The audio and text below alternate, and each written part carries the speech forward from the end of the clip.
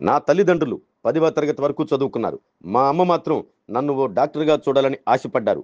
అమ్మ కోరికే నన్ను బలంగా నడిపించిందని, అమ్మ కోరుకున్న విధంగానే నేను డాక్టర్ అయ్యానని, నేను మా ఫ్యామిలీలో మొట్టమొదటి డాక్టర్‌ని కాదు, మా అమ్మే నన్ను డాక్టర్‌ని చేసిందని ఒంగోలులోని గీతా డయాబెటిక్ సెంటర్‌కి చెందిన డాక్టర్ గీతా ప్రియదర్శిని చెప్పారు. నాకు ఎన్నో గోల్స్ ఉన్నాయి. అయితే మా అమ్మ నన్ను డాక్టర్‌గా చూడాలనే కోరిక ముందు మిగిలిన గోల్స్ అన్నీ పక్కకు పోయాయి. నన్ను ఈ స్థాయిలో ఉండేలా ప్రేరేపించిన అమ్మ నాకు అన్ని సందర్భాల్లో అండగా ఉన్నారు. ప్రతి ఒక్కరి జీవితంలో అమ్మ ప్రభావం అలాగే ఉంటుంది. అమ్మను గౌరవించాలి.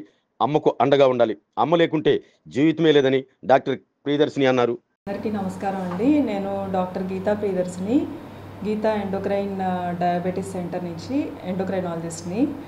ఈరోజు నేను మీ ముందుకు రావడానికి కారణం ఏంటంటే, రేపు మే 11న మదర్స్ డే సెలబ్రేట్ చేసుకుంటున్నాం మనం. మదర్స్ డే ప్రతి సంవత్సరం మే నెలలో రెండో ఆదివారం సెలబ్రేట్ చేసుకుంటాము. అంటే రేపు మే 11న సెలబ్రేట్ చేసుకుంటున్నాము. ప్రతి ఇయర్ ఒక థీమ్ ఉంటుంది మదర్స్ డేకి. ఈ ఇయర్ థీమ్ ఏంటంటే celebration of motherhood, A timeless bond అనమాట. మదర్హుడ్ నిజంగా ఒక టైమ్లెస్ బాండ్. మదర్స్ డే ప్రత్యేకించి తల్లుల కోసమనే కాదు, మదర్లీ ఫిగర్స్ ఉంటారు ఇంకా ఫ్యామిలీలో. అమ్మమ్మలు, నాయనమ్మలు, పిన్నులు, అత్తలు, వీళ్ళందరూ మదర్లీ ఫిగర్స్. అమ్మతో పాటు వీళ్ళు కూడా అంతే ఒక టైమ్లెస్ బాండ్ని ఫ్యామిలీ మెంబర్స్ మధ్యలో క్రియేట్ చేస్తారు. వాళ్ళు చిన్నప్పటి నుంచి మన కోసం, మన మీద అపారమైన ప్రేమ చూపిస్తారు. మనం చేసే అన్ని పనుల్లో సపోర్ట్ చేస్తారు. ఫ్యామిలీ బాండింగ్స్ని టైటన్ చేస్తారు. మన కోసం ఎన్నో సాక్రిఫైసెస్ చేస్తారు.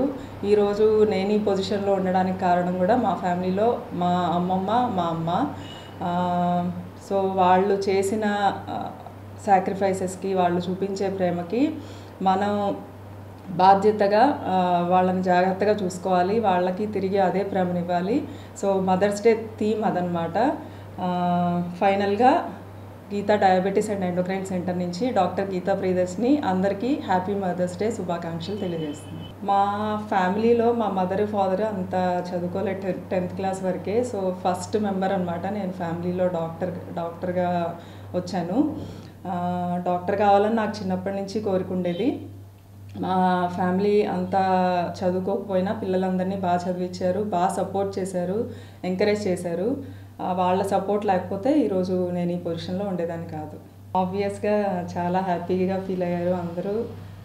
సెలబ్రేట్ చేసుకున్నాము ఎంబీబీఎస్ సీట్ రాగానే. నాకన్నా వాళ్ళు ఎక్కువ హ్యాపీగా ఫీల్ అయ్యారు.